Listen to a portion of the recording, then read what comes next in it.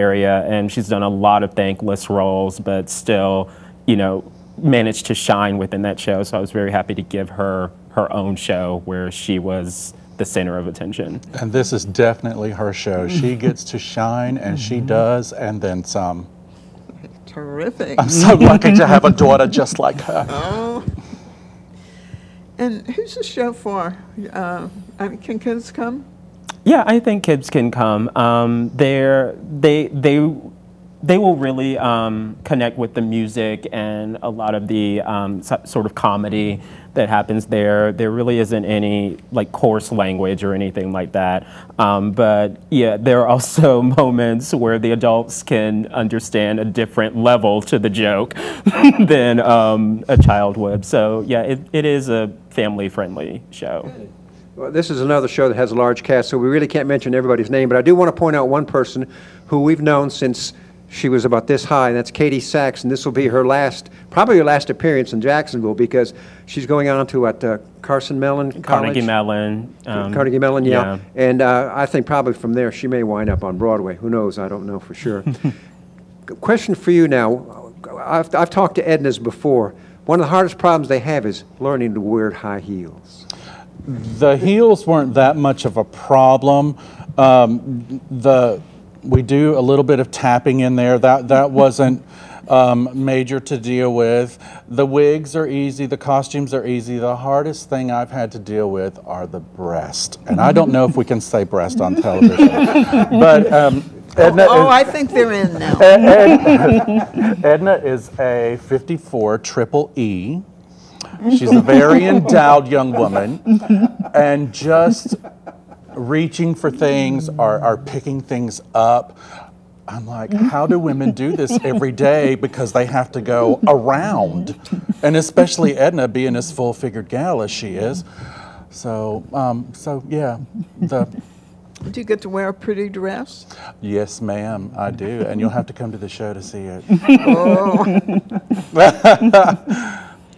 Curtis, how do you work with a group this big? A lot of delegating. I'm fortunate enough to have a really great team on the production side that I could not have done this without them, especially directing and choreographing this show.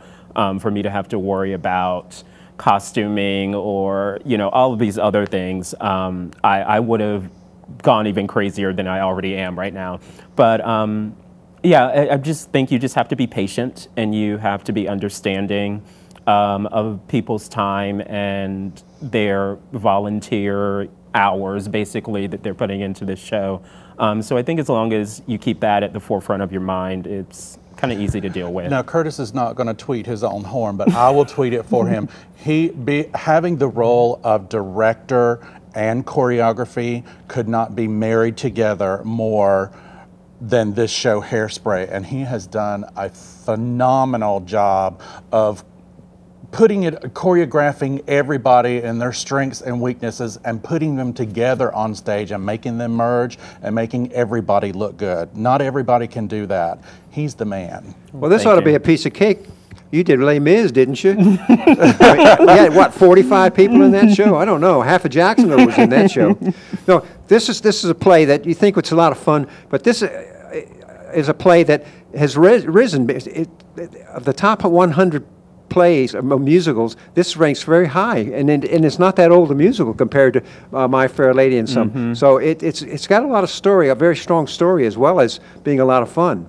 Yeah, the story. I think that's the reason that people love it so much, because you have someone who isn't the typical leading lady. She doesn't look the way that you would normally think a leading lady is. She looks more like everyone else, the people sitting out in the audience, and just the way that it deals with body image issues and race and just so many different issues within this show, but it doesn't slap you over the face with it. It sort of sneaks it in at times, and it's just really cleverly